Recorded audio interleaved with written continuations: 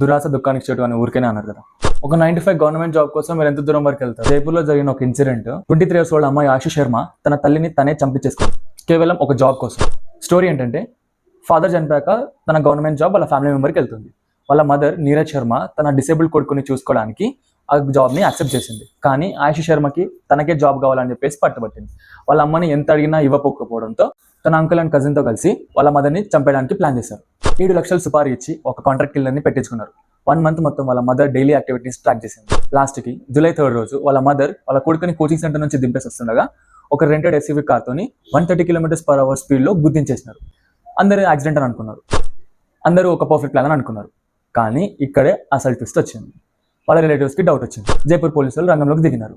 Local CCTV footage check చేస్తే అసలు బండారం బయటపడింది. యాక్సిడెంట్కి ముందే ఆశు శర్మ బైక్ పైన వెళ్ళి వాళ్ళ మదర్ లైవ్ లొకేషన్ ట్రాక్ చేస్తే దొరికిపోయినారు. పోలీస్ ఇంట్రాగేషన్లో అమ్మాయి క్రైమ్ అంతా కన్ఫ్యూజ్ చేసింది. తన గ్యాంగ్ మెంబర్స్ అంతా మొత్తం ఇప్పుడు ప్రెసెంట్ జైల్లో ఉన్నారు. కానీ ఇక్కడే అసలు కర్మ హిట్ అయింది.